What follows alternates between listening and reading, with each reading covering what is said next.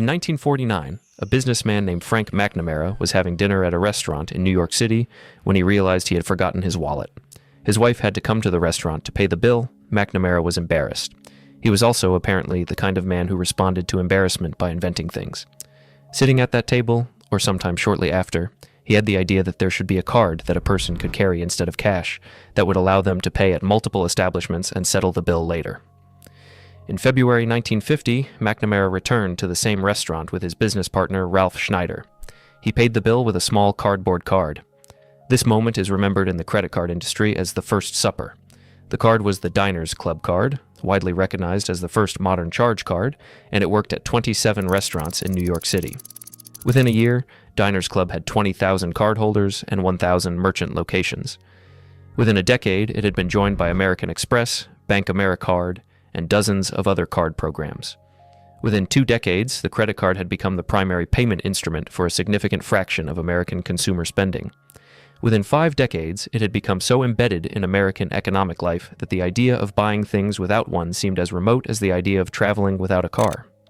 But before McNamara forgot his wallet in 1949, Americans bought things in ways that are worth understanding, because those methods reveal something important about how the economy worked, who had access to credit, and what the invention of the credit card actually changed and what it did not change.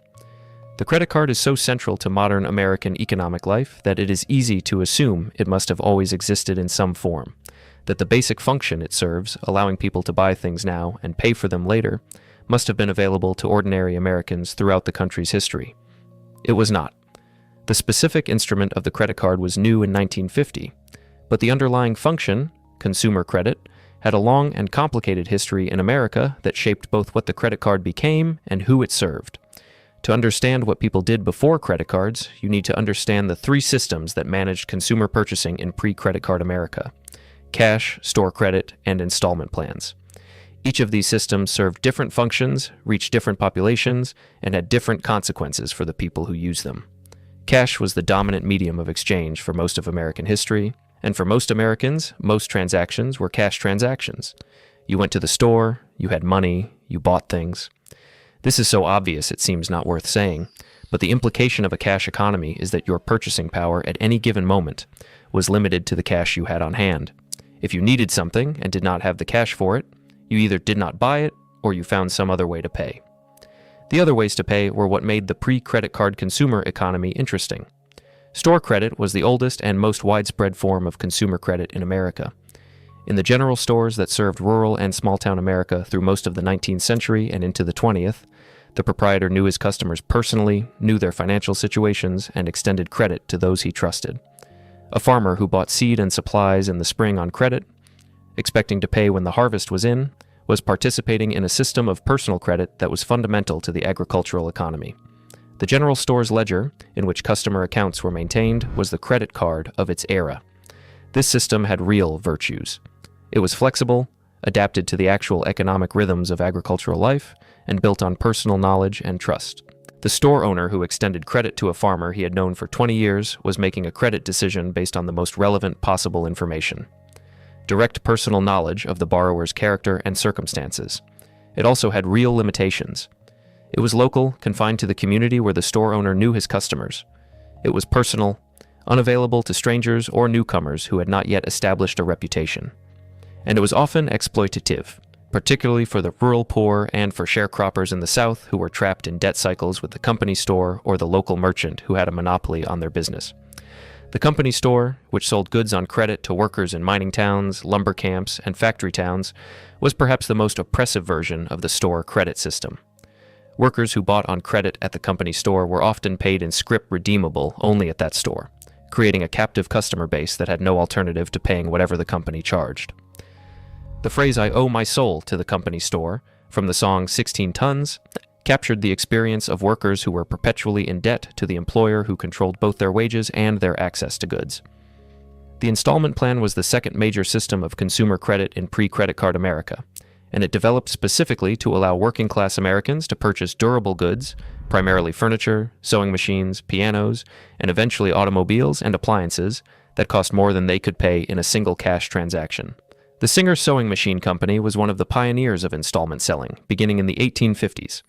Singer's machines cost between $50 and $100, which was several months' wages for a working-class family. By offering the machines for a small down payment and weekly installments over a period of months, Singer made them accessible to customers who could never have saved the full purchase price in advance. The company employed traveling salesmen who visited homes, demonstrated the machines, arranged the installment contracts, and collected the weekly payments. The automobile industry adopted and scaled this model in the early 20th century.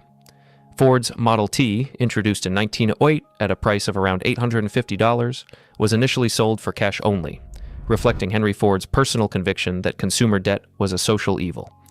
But as competition from General Motors increased and as GM's financing arm, General Motors Acceptance Corporation, began offering installment credit to car buyers, Ford eventually had to follow. By the late 1920s, approximately two-thirds of all new cars in America were purchased on installment credit, a revolution in consumer finance that made the automobile accessible to the middle class on a scale that cash purchase never could have achieved. The installment plan differed from the credit card in several important ways. It was tied to a specific purchase, the furniture or the car or the appliance, and it was repaid over a fixed period through regular payments. You knew when you signed the contract exactly what you owed and how long you would be paying. The credit card, by contrast, was a revolving credit instrument that could be used for any purchase up to a credit limit and that could be paid off over an indefinite period, with interest accruing on the unpaid balance. The department store charge account was the consumer credit instrument that most closely anticipated the credit card. Beginning in the late 19th century, department stores in major cities began offering their established customers house accounts that allowed them to purchase on credit and pay monthly. The accounts were initially extended only to wealthy or upper-middle-class customers who could demonstrate the ability to pay, and the practice of charging an account was associated with a particular social class of shopper who was accustomed to doing business on credit rather than with cash. By the early 20th century, department store charge accounts had become available to a broader middle-class customer base, though they remained confined to individual stores and were not transferable. A customer with a Macy's account could charge at Macy's, but nowhere else. A customer who wanted to shop at both Macy's and Bloomingdale's needed accounts at both stores, and maintaining multiple charge accounts required establishing creditworthiness independently at each establishment. The inefficiency of this single-store account system was the specific problem that the Diners Club card was designed to solve. McNamara's innovation was not consumer credit, which had existed in various forms for a century.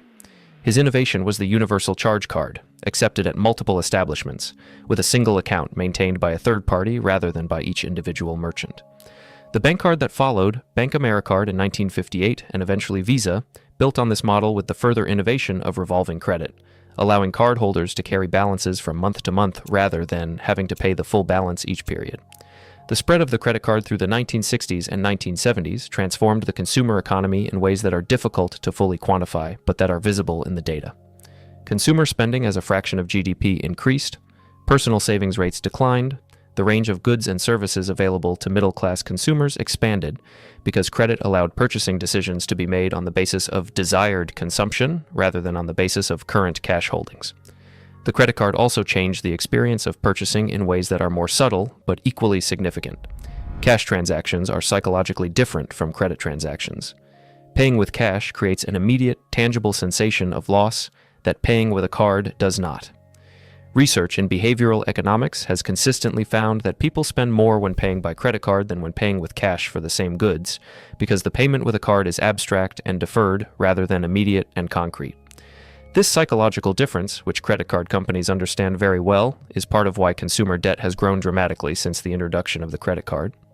The ease of credit card purchasing, combined with the revolving credit feature that allows balances to be carried forward indefinitely, has created conditions in which many Americans carry persistent credit card debt that is never fully paid off, paying interest at rates that are among the highest charged on any form of consumer debt. The interest rate question is one of the most consequential features of the credit card system, and it is a feature that has been shaped by regulatory and legal decisions that are worth understanding. Credit card interest rates in the early history of the card were regulated by state usury laws that capped the interest rates that lenders could charge. In most states, these caps were set at rates of around 12 to 18% annually, which limited the profitability of revolving credit for banks. The Supreme Court's 1978 decision in Marquette National Bank versus First of Omaha Service Corporation changed this. The court ruled that a nationally chartered bank could charge the interest rate permitted by the state where the bank was located rather than the state where the borrower lived. This ruling, combined with the deregulatory environment of the late 1970s and early 1980s, allowed banks to establish their credit card operations in states with no usury limits, primarily South Dakota and Delaware, which had eliminated interest rate caps to attract bank credit card operations. Citibank's decision to move its credit card operations to South Dakota in 1980, after South Dakota eliminated its usury ceiling, in exchange for Citibank's promise to bring jobs to the state, was the moment that changed everything. Once Citibank was charging interest rates of 20% or more on its national credit card portfolio without restriction, other banks were compelled to follow or lose market share. Within a decade, the effective cap on credit card interest rates had been eliminated, and the average credit card interest rate had risen to levels that would have been illegal under the usury laws of most states before 1978. The consequences of this deregulation for American consumers have been significant and distributional. The elimination of interest rate caps made credit cards more profitable for banks, which made them more willing to extend credit to a broader population. The democratization of credit card access that followed has given many lower-income Americans access to a payment instrument that was previously available only to those with established creditworthiness. This is a genuine benefit.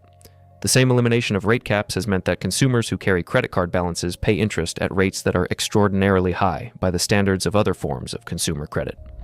The average credit card interest rate in 2025 is approximately 21%, compared to rates of around 7% for car loans and 6 to 7% for 30-year mortgages. A consumer who carries a balance of $5,000 on a credit card at 21% interest and makes only minimum payments will pay more in interest over the life of the debt than the original principal, and will take more than a decade to pay off the balance. The consumers who carry persistent credit card balances, paying high interest rates on revolving debt, are disproportionately lower-income consumers who use credit cards to bridge gaps between income and expenses rather than as a convenience payment instrument. Higher-income consumers predominantly use credit cards as a payment instrument, paying the balance in full each month and incurring no interest charges while often earning significant rewards. Lower-income consumers predominantly use credit cards as a credit instrument, carrying balances and paying interest. This distributional pattern means that the credit card system effectively transfers money from lower-income consumers, who pay interest, to higher-income consumers, who earn rewards funded by the interchange fees that merchants pay on card transactions and by the interest payments from revolving balances.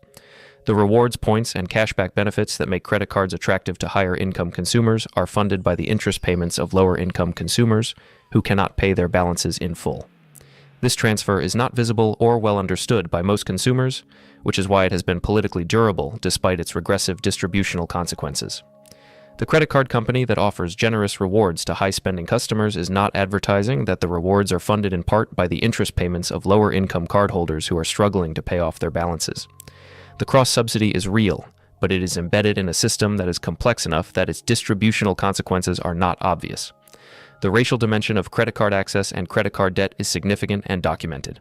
Black and Hispanic consumers have historically had lower credit card approval rates, lower credit limits, and higher interest rates than comparable white consumers, reflecting both the effects of historical credit exclusion and current disparities in credit scores that are themselves partly products of historical discrimination in lending and housing. Black consumers are more likely to carry credit card balances and more likely to pay high interest rates, reflecting both the income disparities that lead to greater reliance on credit and the credit score disparities that lead to higher rates. Understanding who the credit card serves and who it extracts from is essential for understanding what the invention of the credit card actually meant for the American economy. It democratized access to a payment instrument. It enabled consumer spending at a scale that transformed the economy. It created a debt trap for millions of consumers who carry persistent balances at high interest rates. And it established a transfer system that moves money from lower-income consumers to higher-income consumers through the mechanism of rewards programs funded by interest payments and interchange fees. Before the credit card existed, a person who needed to buy something and did not have the cash either did not buy it, used store credit that was personal and local, or used an installment plan that was tied to a specific purchase and paid off on a fixed schedule. None of these systems was perfect. The company store was exploitative. The installment plan charged high effective interest rates through the markup on financed purchases. Store credit was unavailable to those who had not established local creditworthiness. But none of them created the specific mechanism of revolving credit at high interest rates that allows consumers to accumulate debt indefinitely while making minimum payments that barely cover the interest. The installment plan required a fixed schedule of payments that eliminated the debt. The credit card's revolving feature allows the debt to grow indefinitely, providing the card company with a perpetual income stream from consumers who can never quite pay off what they owe. This is the full story of what people did before credit cards and what the credit card actually changed. Not simply a story of convenience and democratization, though those are part of it. A story of a financial instrument that served different populations in different ways, that created genuine benefits for some users and genuine traps for others, and whose distributional consequences reflect and reinforce the broader economic inequalities of the society in which it operates. From the general store ledger of the 19th century to the Diners Club card of 1950 to the 21% revolving credit of 2025. From personal credit based on community knowledge to anonymous credit based on credit scores.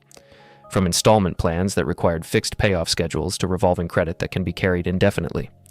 The credit card is one of the most consequential financial innovations in American history.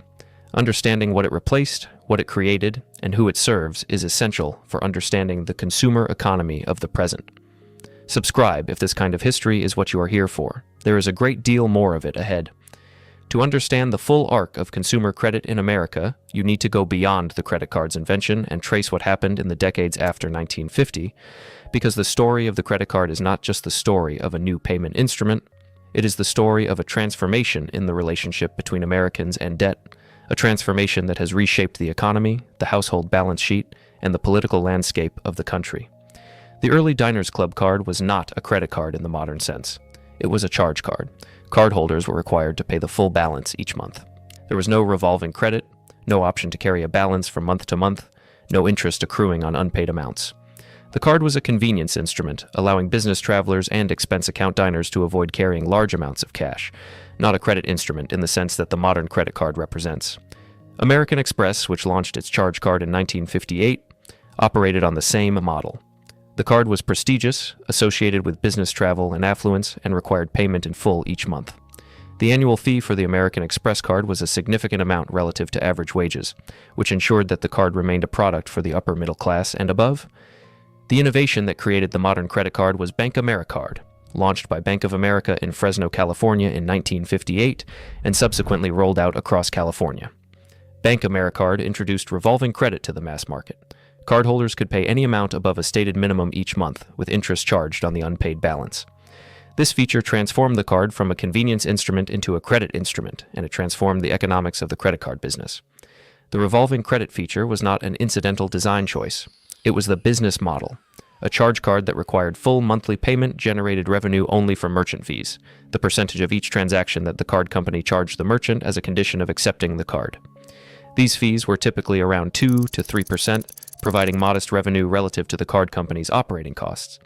A revolving credit card generated revenue from both merchant fees and interest charges on unpaid balances, potentially providing significantly higher revenue per customer. The economics of revolving credit are straightforward and, from the card company's perspective, extremely favorable. A customer who carries a balance of $1,000 at an interest rate of 20% generates $200 of annual interest income for the card company. If that balance is maintained indefinitely because the customer makes only minimum payments, the card company continues to earn interest on the same $1,000 month after month. The minimum payment is set at a level just above the monthly interest charge, meaning that the principal balance declines very slowly and the interest income continues for a very long time.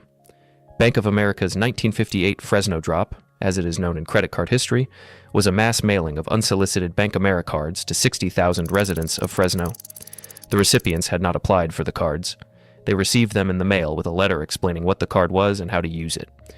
Bank of America chose Fresno as the initial test market because its population had a high proportion of blue-collar and lower-middle-class residents who had never had access to a department store charge account and who Bank of America believed would be receptive to a new form of consumer credit. The Fresno drop was plagued by fraud and delinquency at rates that made the initial program a financial disaster for Bank of America. The bank had not adequately assessed the creditworthiness of the people it was mailing cards to, and many of the recipients either could not pay their bills or used the cards fraudulently. Bank of America lost several $1 million in the first years of the program, but the bank persisted, improved its underwriting, and eventually turned the program into a profitable business. The Bank AmeriCard program was subsequently licensed to banks across the country, creating a network of interoperable cards that could be used at any merchant accepting Bank AmeriCard. In 1976, the Bank AmeriCard network rebranded as Visa, and the franchise model that it established became the dominant structure of the credit card industry. MasterCard emerged from a competing consortium of banks that formed in response to Bank of America's program, and the two networks eventually controlled the vast majority of credit card transactions in the United States and globally. The duopoly that Visa and MasterCard established, which persists to the present day, allows the two networks to charge merchant fees that generate enormous profits, while providing relatively little competitive pressure to reduce those fees. The growth of credit card debt in America since the 1960s is one of the most significant financial trends of the post-war era.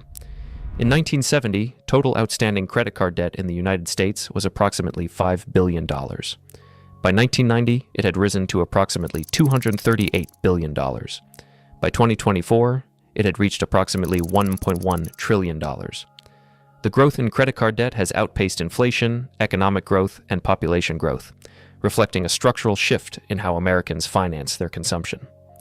This growth has not been uniform across the population. The expansion of credit card access that has occurred since the 1970s has extended credit to populations that previously had no access to it, including lower-income consumers, younger consumers, and consumers with shorter credit histories. This democratization of credit is a genuine benefit. Having access to a payment instrument that is accepted everywhere and that provides a short-term bridge between income and expenses is valuable. But the expansion of access has been accompanied by the expansion of debt, particularly among the consumers who can least afford to carry high-interest debt. The median credit card debt carried by American households has grown substantially over the past 4 decades, and the fraction of households carrying persistent credit card balances, defined as households that did not pay off their full balance in the previous month, has consistently been around 40 to 50% of all households with credit cards. The consumers who consistently pay off their full monthly balance, the so-called convenience users or transactors, get significant benefits from credit cards. The float between purchase and payment, which is essentially a short-term interest-free loan, the fraud protection that credit cards provide, the purchase protections and warranties that many cards offer, and increasingly the rewards programs that provide cashback, miles, or points on spending. The consumers who consistently carry balances, the revolvers, get none of these benefits net. They pay for them through the interest charges that provide the card companies with the revenue to fund rewards programs and to offset the cost of fraud protection. The revolvers are subsidizing the transactors, and the revolvers are disproportionately lower income, disproportionately minority, and disproportionately the consumers who had the least financial resources to begin with. The average annual percentage rate on credit card debt in 2025 is approximately 21%. The Federal Reserve's target interest rate in recent years has been between 5 and 5.5%.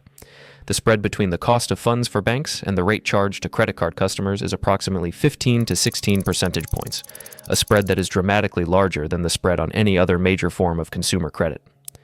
The spread on car loans is approximately 3 to 4 percentage points above the federal funds rate. The spread on mortgages is approximately 2 to 3 percentage points. The spread on credit card debt is 5 to 6 times larger than the spread on mortgages.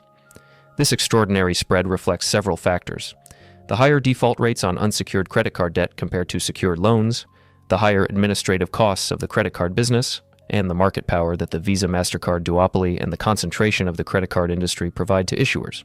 But research has consistently found that competition in the credit card market is substantially weaker than in other consumer credit markets, and that the spread between card rates and funding costs is larger than the actual risk characteristics of the portfolio would justify. The Consumer Financial Protection Bureau, established after the 2008 financial crisis, has documented the credit card industry's pricing practices in detail and has found that the rate spreads charged on credit card debt cannot be fully explained by credit risk, administrative costs, or competitive dynamics. The CFPB's analysis suggests that market power plays a significant role in the pricing, and that consumers who carry credit card balances are paying more than they would in a more competitive market. The Credit Card Accountability, Responsibility, and Disclosure Act of 2009, known as the CARD Act, addressed some of the most egregious practices of the credit card industry: retroactive rate increases on existing balances, excessive late fees, and confusing billing practices that made it difficult for consumers to understand the cost of carrying a balance. The CARD Act produced measurable improvements in the transparency and fairness of credit card terms, and studies have found that it reduced the amount that revolving borrowers paid in fees and rate increases. But the CARD Act did not address the fundamental economics of the revolving credit model, and it did not constrain the interest rates that card companies could charge. The average credit card interest rate has increased since the CARD Act was passed, as card companies have shifted from fee-based revenue to interest rate-based revenue in response to the Act's fee restrictions. The proposal to cap credit card interest rates, which has been debated in Congress periodically, represents the most direct policy intervention into the credit card market. A cap of 15%, which has been proposed by some members of Congress, would dramatically reduce the interest burden on revolving borrowers and would transfer significant revenue from the credit card industry to consumers. It would also potentially reduce the availability of credit to higher-risk borrowers who card companies would no longer find it profitable to serve at a capped rate. This is the same trade-off that appears in the minimum wage debate, the same argument structure in a different context. A price floor or ceiling that benefits some consumers in the short term by reducing the cost of credit may harm some consumers in the longer term by reducing their access to credit. The empirical question of how large the access reduction would be and how to weigh it against the certain benefit to current borrowers has not been definitively resolved. What is clear is that the current credit card market produces outcomes that are significantly more beneficial to higher-income consumers than to lower-income consumers, that the regulatory framework that governs it has reduced some of the worst abuses while leaving the fundamental economics of the revolving credit model unchanged, and that the consumers who carry persistent credit card balances are paying a price for that debt that is substantially higher than the actual cost of the risk they represent. The general store ledger of the 19th century was a credit instrument embedded in a personal relationship with terms that were negotiated between parties who knew each other and that were calibrated to the actual circumstances of the borrower. The credit card of the 21st century is a credit instrument administered at scale, with terms set by institutions that do not know their borrowers as individuals and that are calibrated to maximize revenue across a portfolio rather than to serve the specific needs of any individual consumer. Both systems provided access to credit. The general store's personal credit served the specific circumstances of the agricultural economy, but was unavailable to those outside its community and was subject to exploitation by merchants who had market power over their customers. The credit card is universally available to those who meet credit score thresholds, but provides terms that are systematically less favorable to those who most need credit. The history of consumer credit in America is the history of the search for a system that provides broad access to credit at terms that are fair to borrowers, a search that has produced several systems over the past 2 centuries, none of which has fully achieved both goals simultaneously. The credit card is the current answer to that search. It is not the final answer. And understanding its history, what it replaced, how it developed, and who it serves in what ways, is the foundation for thinking clearly about what a better answer might look like. From the general store ledger to the Diners Club card to the Bank AmeriCard to the $1 trillion of credit card debt in 2024. From 27 restaurants in New York City to every merchant in the world, from a system of personal credit based on community knowledge to an anonymous system based on credit scores and algorithmic underwriting, the credit card transformed the consumer economy. Understanding how and at whose expense is the beginning of understanding it honestly. Subscribe if this kind of history is what you are here for. There is a great deal more of it ahead. There is a dimension of the credit card story that connects to the present in ways that are important and that require understanding the international context. The United States is not a typical country in terms of its relationship to credit cards, and the comparison with other wealthy countries illuminates something important about the specific choices that shaped the American credit card market. In most European countries, debit cards rather than credit cards dominate consumer payments. The German market, for example, has historically had very low credit card penetration compared to the United States, with consumers preferring to pay with debit cards directly connected to their bank accounts. The cultural resistance to consumer debt that characterizes much of continental Europe, and particularly Germany, has meant that the revolving credit model that transformed the American consumer economy did not take hold in the same way. This is not simply a matter of cultural preference, it also reflects regulatory differences. European credit card markets are subject to much stricter regulation of interest rates and fees than the American market. The EU's Payment Services Directive and related regulations cap interchange fees at levels significantly below those charged in the American market, which reduces the revenue available to fund rewards programs and which makes the economics of the revolving credit model less favorable for card issuers. The result is that European consumers who use credit cards mostly pay in full each month, because the terms of European cards make carrying a balance expensive in ways that are more visible and more restrictive than the terms of American cards. The revolving credit model that allows American consumers to carry balances indefinitely while making minimum payments is not the dominant model in most European countries. The United Kingdom, which has a credit card market more similar to the United States, has nonetheless maintained stricter consumer protection regulations, including mandatory minimum payment requirements that are higher than those in the US, restrictions on credit limit increases without consumer consent, and more aggressive regulatory scrutiny of high interest rates.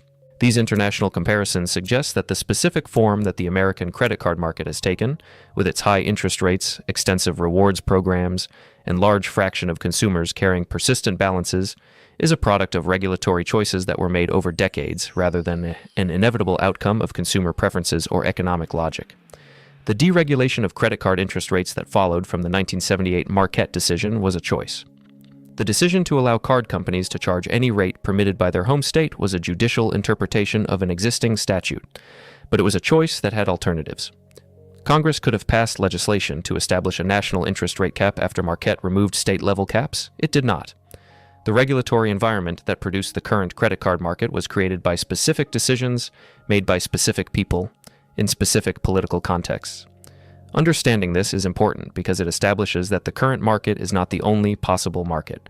The credit card could have developed differently in America if different regulatory choices had been made. It could still develop differently if different choices are made going forward. The proposal to cap credit card interest rates has been on the congressional agenda intermittently for decades. Senator Bernie Sanders and Representative Alexandria Ocasio-Cortez introduced a bill in 2019 to cap credit card interest rates at 15%, citing polling showing broad public support for the measure. The bill did not pass, but the polling accurately reflects widespread public frustration with the rates that card companies charge. The argument against the rate cap is the standard argument from the economics of credit markets. Reducing the maximum allowable interest rate will reduce the availability of credit to higher-risk borrowers, because card companies will find it unprofitable to serve borrowers they cannot charge high rates to. This argument has empirical support in the sense that there is evidence that credit rationing does occur when interest rates are capped below market levels.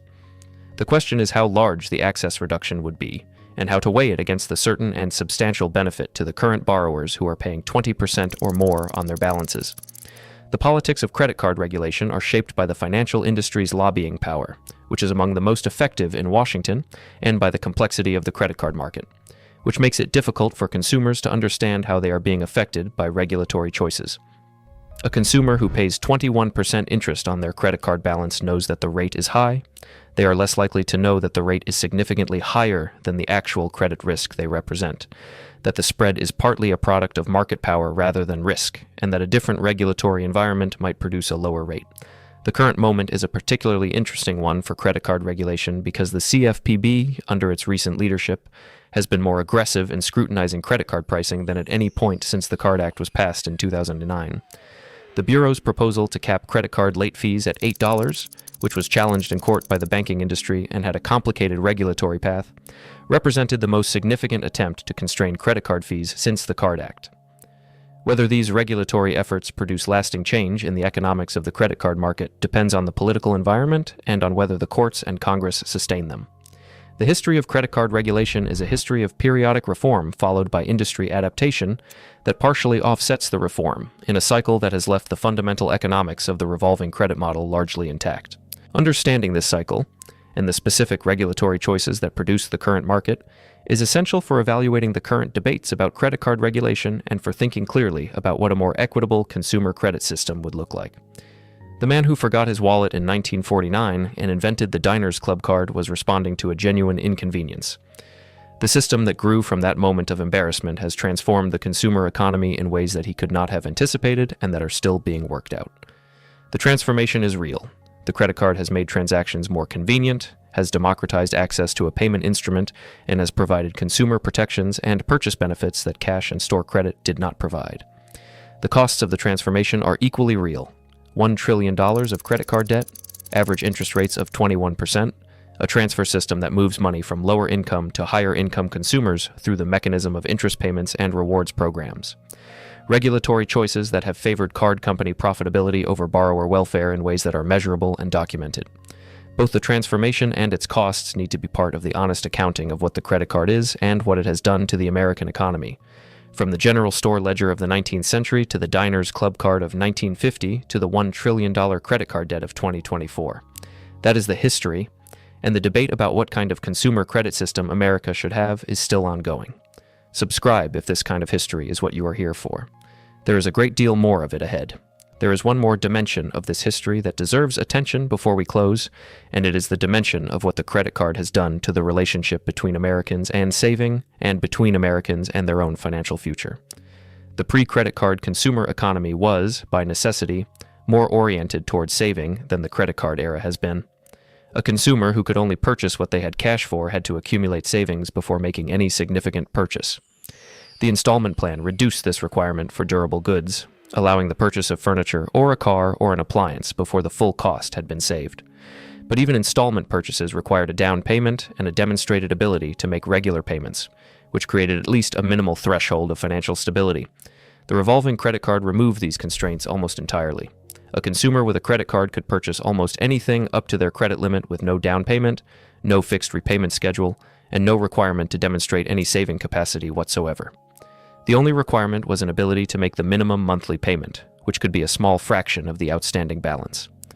This change in the structure of consumer purchasing had predictable effects on saving behavior. American personal saving rates, which had been relatively high in the post-World War II decades, began to decline in the 1970s and continued declining through the 1980s and 1990s, reaching historic lows in the early 2000s. The correlation between the growth of credit card debt and the decline in personal saving is not perfect causation, but it is consistent with the hypothesis that the availability of revolving credit reduced the urgency of saving for future purchases. The relationship between credit and saving is more complex than a simple substitution because credit can serve functions that saving cannot. Credit allows spending to be smoothed across time in ways that improve welfare by allowing consumption when it is most valuable rather than when income happens to be available. A family that uses a credit card to cover an unexpected medical expense and repays it over several months is using credit in a way that improves their welfare relative to the alternative of simply not being able to pay the medical bill. But the revolving credit that allows a family to carry a persistent balance of $5,000 on clothing and restaurant meals while paying 20% interest is not smoothing consumption in a welfare-improving way. It is enabling current consumption at a cost that reduces future consumption through the interest payments. The family that carries this balance is, over time, consuming less than they would have consumed if they had saved for their purchases rather than financing them. This distinction between welfare-improving uses of credit and welfare-reducing uses is one that the credit card market does not make. The card is available for any purchase, and the interest rate is the same regardless of what the credit is being used for. The consumer who uses the card to smooth a temporary income disruption pays the same rate as the consumer who uses it to finance consumption they cannot afford on a sustained basis. Understanding this distinction is important for thinking about what a consumer credit system that served the interests of borrowers would look like. A system calibrated to facilitate welfare-improving smoothing of consumption would be different in its terms, its pricing, and its marketing from the current system, which is calibrated to maximize the revenue from revolving balances regardless of whether those balances represent welfare-improving or welfare-reducing uses of credit. The credit card industry's marketing explicitly targets the behavior that maximizes its revenue, encouraging consumers to charge everything, to use the card for all purchases rather than just for smoothing consumption shocks, and to carry balances rather than paying in full. The rewards programs that incentivize high spending, the minimum payment structures that make it easy to carry balances indefinitely, and the marketing that presents credit card use as financially sophisticated behavior are all designed to maximize the revenue that the revolving credit model generates. A different kind of consumer credit system would market differently, price differently, and have different minimum payment requirements. It would look more like the credit markets of countries that have maintained stronger consumer protections and have not seen the same growth in consumer debt relative to income that has characterized the American experience. Whether the American credit card market will move in that direction depends on regulatory choices that are being made right now in the CFPB's rulemaking proceedings, in congressional debates about interest rate caps, and in the courts that are deciding challenges to the CFPB's authority. The outcome of those choices will determine what kind of consumer credit system the next generation of Americans inherits. Understanding the history of how the current system was built, what choices produced it, and who has benefited and who has been harmed by those choices, is the foundation for making better choices going forward, from the general store ledger to the diner's club card to the $1 trillion debt. From the cash economy to the revolving credit economy. From a system of personal credit based on community knowledge to an anonymous system that moves billions of dollars annually from lower income to higher income consumers through the mechanism of interest payments and rewards programs. That is the full history of the credit card in America. The convenience is real. The cost is also real. And the question of who should bear that cost and how much of it is necessary is still being answered. Subscribe if this kind of history is what you are here for. There is a great deal more of it ahead.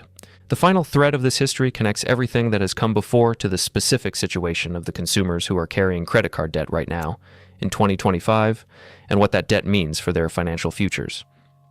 The American consumer who carries the average credit card balance of approximately $6,000 at an average interest rate of 21% is paying approximately $1,260 per year in interest charges on that debt. Over 10 years, assuming the balance remains constant because they are making payments that approximately equal the interest, they will pay $12,600 in interest on a $6,000 debt, more than twice the original principal. This outcome, which is mathematically simple but psychologically difficult to internalize, is the product of the minimum payment structure and the high interest rates that characterize the revolving credit model. The minimum payment is set to keep the account current, not to pay down the debt at any meaningful pace. A consumer who makes only minimum payments on a $6,000 balance at 21% interest will take more than a decade to pay off the debt and will pay more than the original balance in interest. The consumers who are in this situation are not uniformly financially irresponsible people who have made poor decisions. Many of them are people who use credit cards to cover genuine emergencies, medical bills, car repairs, periods of unemployment, and who have never been able to pay down the balance because the interest charges consume the extra payments they make. The credit card debt they carry is a consequence of the specific circumstances of their economic lives, not of a character flaw. Understanding this is important because the cultural narrative around credit card debt tends to be moralistic, focusing on the individual choices of debtors rather than on the structure of the system that creates and maintains that debt. The credit card industry benefits from the moralistic framing because it shifts attention from the industry's pricing practices to the consumer's behavior. If the consumer had simply not spent more than they could afford, the framing suggests, they would not be in debt. The role of 21% interest rates in making the debt impossible to escape once it is accumulated, the role of minimum payment structures in extending the debt indefinitely, and the role of aggressive marketing in encouraging spending that leads to debt. These structural factors are less visible in the moralistic framing. The honest accounting requires holding both things simultaneously. Individual financial decisions matter and their consequences are real. The system within which those decisions are made also matters, and it is designed in ways that make some outcomes more likely than others. A consumer who uses a credit card to cover an emergency and cannot pay the full balance is in a different situation from a consumer who uses a credit card to finance lifestyle spending beyond their means. But both of them are subject to the same 21% interest rate and the same minimum payment structure. The policy question is not whether individual financial responsibility matters, but whether the current structure of the credit card market is designed to serve consumers or to extract from them, and whether different regulatory choices would produce better outcomes. The evidence from other countries, and from periods in American history when consumer credit was more regulated, suggests that the current American credit card market is not the only possible market, and that different regulatory choices would produce different outcomes. Making those different choices requires understanding the history of how the current market was built, what decisions produced it, and what those decisions have meant for the consumers who live inside the system those decisions created. From Frank McNamara forgetting his wallet in 1949 to $1 trillion of credit card debt in 2024. From 27 restaurants in New York City to every transaction in the global economy. From a cardboard card that required full monthly payment to a revolving credit instrument that can carry debt indefinitely at 21% interest. The credit card changed everything about how Americans buy things. Understanding what it changed, and at what cost, is the beginning of thinking clearly about what kind of consumer credit system we actually want. Subscribe if this kind of history is what you are here for. There is a great deal more of it ahead. One more observation before we close, and it is an observation about the future of the credit card itself, because the system that was invented in 1950 is being challenged by new payment technologies in ways that may produce the next transformation of the consumer payment landscape.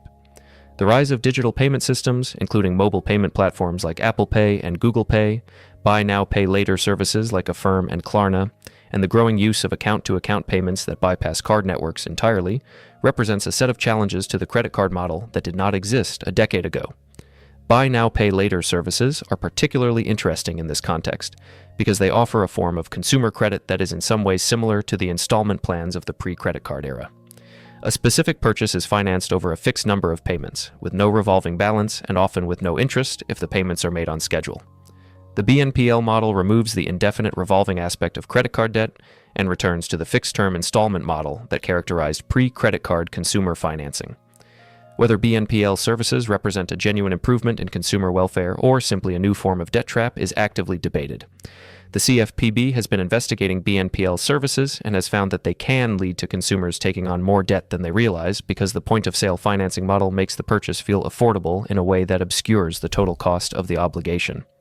The parallels to the installment plan abuses of the early 20th century are evident. The cryptocurrency and digital currency landscape, which is evolving rapidly, may also eventually produce new forms of consumer payment that challenge the Visa-MasterCard duopoly and the economics of the current credit card market. Central bank digital currencies, which multiple countries are exploring, could provide a digital payment infrastructure that reduces the role of private card networks and potentially reduces the interchange fees that currently fund rewards programs and subsidize the revolving credit model. These potential changes are speculative, but they suggest that the credit card market that exists today is not necessarily the final form that consumer payment will take, any more than the general store credit of the 19th century was the final form that consumer credit would take. The specific instruments change as technology and regulation and market structure evolve. The underlying questions about who has access to credit, at what cost, and who bears the cost of that credit remain constant. The consumers who are carrying credit card balances in 2025, paying 21% interest on debt they cannot pay off, are living in the current answer to those questions. Understanding the history of how that answer was constructed and what alternatives are available is the foundation for demanding better answers. From the general store ledger to the diner's club card, to the credit card, to the buy now pay later service, to whatever comes next. The search for a consumer credit system that provides broad access to credit at terms that are fair to borrowers is still ongoing. The credit card is the current chapter in that search. It is not the last chapter. Subscribe if you want to keep following this kind of history. There is more ahead. The last word on this history belongs to the numbers, because the numbers are what make the abstract concrete. $1 trillion. That is the current total credit card debt in the United States. Divided among the approximately 170 million Americans who carry credit card balances, that is approximately $6,000 per cardholder.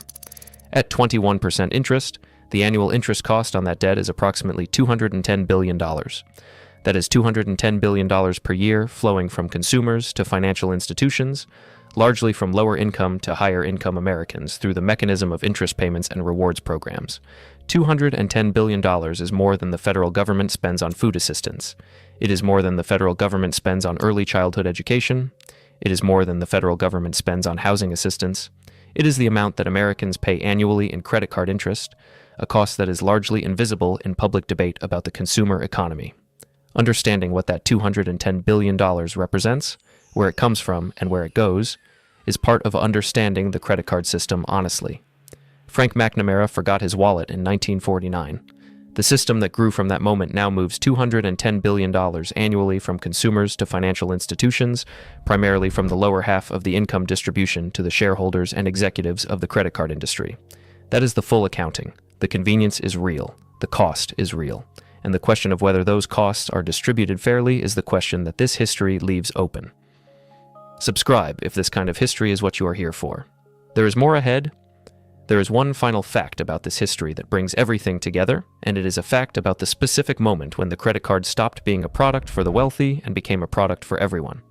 The Fresno drop of 1958, when Bank of America mailed unsolicited credit cards to 60,000 people who had not asked for them, was the moment when the credit card was democratized. Bank of America chose Fresno because it was a working-class city. The bank was not trying to serve the wealthy, who already had department store charge accounts and American Express cards. It was trying to reach the people who had never had access to a credit instrument before, the blue-collar workers and lower-middle-class families who had been buying everything with cash or on the layaway plan.